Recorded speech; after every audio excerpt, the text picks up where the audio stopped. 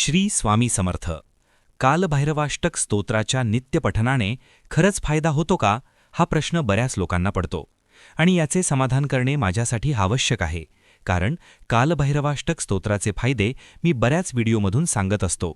या व्हिडिओमधून मी तुम्हाला नक्कीच समाधानकारक उत्तर देऊ शकेल. चला तर मग सुरू करूया.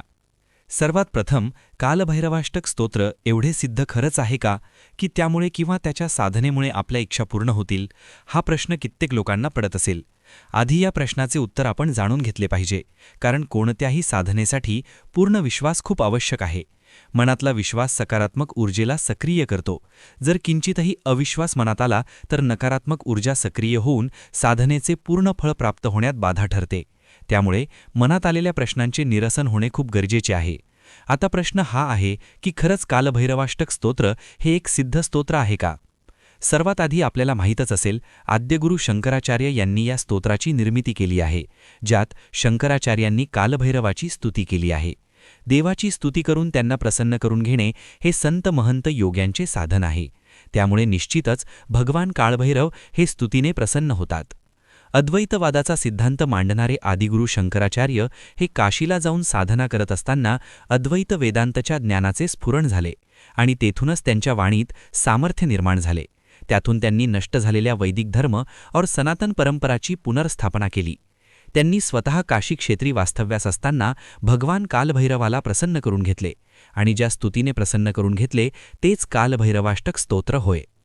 त्यामुळे कालभैरवाष्टक स्तोत्राला परिपूर्ण साधनेचे वलय नक्कीच आहे. त्यामुळे आपण जेव्हा या स्तोत्राची साधना करतो तेव्हा ते तत्काळ फळ देते. म्हणून या स्तोत्राची वेगवेगळ्या तऱ्हेने साधना केल्या जाते. सात्विक साधनेत साधकाचा भाव महत्त्वाचा असतो, जो कालभैरवाष्टक स्तोत्राचे नित्यपठन करताना त्याच्या ऊर्जेला आत्मसात करू शकेल. आणि तांत्रिक साधनेत साधकाला गुरूची आवश्यकता असते. गुरुविना कालभैरवाची तांत्रिक साधना करू नये, कारण त्यापासून निर्माण होणारी ऊर्जा हे बेकाबू होऊन साधकाला हानी पोहोचू शकते. ती ऊर्जा ग्रहण करण्याचे सामर्थ्य गुरूच प्रदान करू शकतात. आता प्रश्न आहे, मनात योजिलेली इच्छा कालभैरवाष्टक साधनेने पूर्ण होऊ शकते का? आणि याचे उत्तर आहे हो. यात कुठलीही अंधश्रद्धा नाही. विज्ञानाने हे सिद्ध केले आहे की दोन ऊर्जाकण हे आपसात कितीही दूर असले तरीही त्वरित प्रतिक्रिया करतात. जर एक कण विशिष्ट प्रतिक्रिया देत असेल तर दुसरा कण ताबडतोब तीच प्रतिक्रिया देतो, मग दोन्ही कणांमध्ये अंतर लाखो किलोमीटर असले तरीही. तोच सिद्धांत साधनेत काम करत असतो.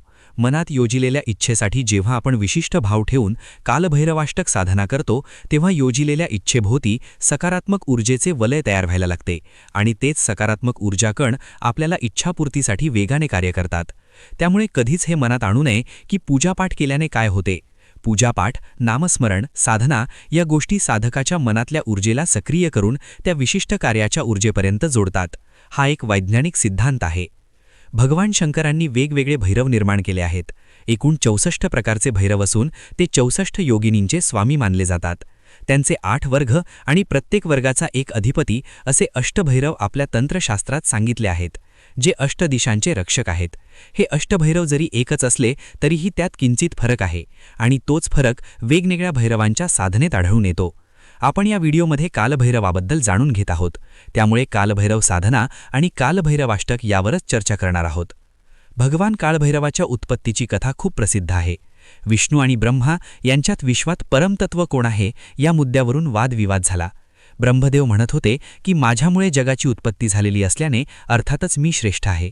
विष्णू त्याला समजावत होते की मुळात ब्रह्मदेवाची उत्पत्ती विष्णू नाभिकमलातून झालेली असल्याने ब्रह्माचे अस्तित्व विष्णूवर अवलंबून आहे, त्यामुळे अर्थातच विष्णुतत्व श्रेष्ठ आहे. हा वाद वाढतच गेला आणि त्यांच्यात जोरदार शाब्दिक चकामक सुरू झाली. वेदांचे म्हणणे सर्वांना प्रमाण म्हणून शेवटी ते वेदांकडे निर्णय मिळण्यासाठी गेले. वेदांनी एकमुखाने सांगितले की ना ब्रह्मा श्रेष्ठ आहे ना विष्णू. चराचर जगत ज्याच्यावर अवलंबून आहे ते शिवतत्वच सर्वश्रेष्ठ आहे. वेदांचा हा निर्णय विष्णूने आदराने स्वीकारला, पण ब्रह्मदेवाला तो रुचला नाही.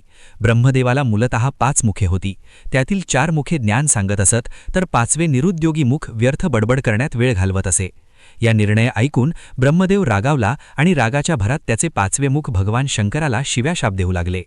जो शंकर दिगंबर अवस्थेत भस्म फासून स्मशानात राहतो तो श्रेष्ठ कसा? जो स्वतःचा महाल नाही म्हणून गिरिकंदरांत राहतो तो श्रेष्ठ कसा? जो भूतखेतांमध्ये रमतो, जो वेदबाह्य वर्तन करतो तो श्रेष्ठ कसा? अशा अनेक गोष्टी ते 5वे मुख बरळू लागले. एका मर्यादेपर्यंत भगवान शंकराने ही निंदा सहन केली, पण ब्रह्मदेव थांबत नाही हे पाहून मग मात्र भगवान शंकराने रौद्र रूप धारण केले. शिवतेजापासून एक अक्राळ विक्राळ पुरुष उत्पन्न झाला. त्याने शंकराला वंदन केले आणि आपल्या धारधार नखांनी ब्रह्माचे ते 5वे मुख छेदून टाकले. त्या दिवसापासून ब्रह्मदेवाला 4च मुखे राहिली. त्या कालपुरुषाकडून ब्रह्महत्या घडली होती, त्यामुळे ते 5वे मुख त्याच्या हाताला पाप म्हणून चिकटून राहिले. भगवान शंकर त्या कालपुरुषाला म्हणाले, तू भैरव या नावाने प्रसिद्ध होशील. तू जरी माझ्या आज्ञेने ब्रह्माचे मुख छेदले असलेस तरी त्यामुळे तुझ्या हातून ब्रह्महत्या घडली आहे. आता तू पापक्षालनार्थ पृथ्वीची तीर्थे भ्रमण कर. ज्या ठिकाणी हे मस्तक तुझ्या हातापासून विलग होईल त्या ठिकाणी तू स्थायिक होशील, त्यांचे भय कष्ट हरण करणारा होशील. भैरवाने मग शिवाज्ञेनुसार भ्रमण सुरू केले.